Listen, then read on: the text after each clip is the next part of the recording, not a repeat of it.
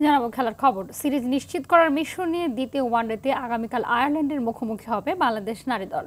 মিরপুর শেরেবাংলা স্টেডিয়ামে ম্যাচ শুরু সকাল 10টায়।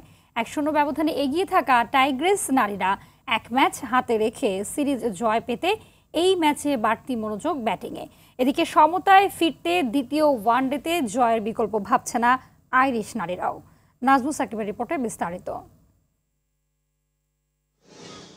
আইসিসি নারী চ্যাম্পিয়নশিপের গুরুত্বপূর্ণ আসর দিয়ে বিশ্বকাপে সরাসরি খেলার পথে এগিয়ে যাওয়ার সুযোগ বাংলাদেশ নারী দলের সামনে। মিরপুরের সিরিজের দ্বিতীয় ওয়ানের আগে তাই ব্যাটিংয়ে বাড়তি মনোযোগী টাইগ্রেস নারীরা। মেয়েদের ক্রিকেটে ডট বল হবে এটা, এবং এই টাইপের উইকেটের ডট বলের রেশিওটা হওয়াটাই স্বাভাবিক। বাট একটা পজিটিভ দিকও আমার বলতে হবে যে আমরা কিন্তু ওই যে 252 রেকর্ডের মধ্যেও কিন্তু আরেকটা রেকর্ড যে আমরা ফার্স্ট টাইম 27 বাউন্ডারি মেরেছি। তো এইটা কিন্তু ধরেন আপনার একটা আমাদের বড় টিমের সাথে কিন্তু ডিফারেন্সটা হয়ে যায় যে ডট বলের রেশিওটা হচ্ছে ওদেরও ডট বল থাকে, বাট ওরা বাউন্ডারিটা বেশি মারে। বাট এই বাউন্ডারিটা অপশনটা আমাদের একটু বাড়ছে। সো হোপ নেক্সট 2 ম্যাচেও আমরা সেম ধারাবাহিকতা ধরে রাখবো।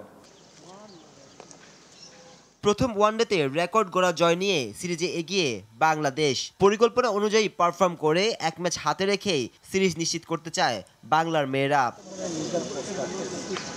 এদিকে প্রথম ওয়ানডেতে বড় ব্যবধানে হারের পর এখন ঘুরে দাঁড়ানোর প্রত্যয় আয়ারল্যান্ড নারী দলের। সমতায় ফিরতে এই ম্যাচে জয়ের বিকল্প ভাবছে না আইরিশ নারীরা। নাজমুস সাকিব, RTV, ঢাকা।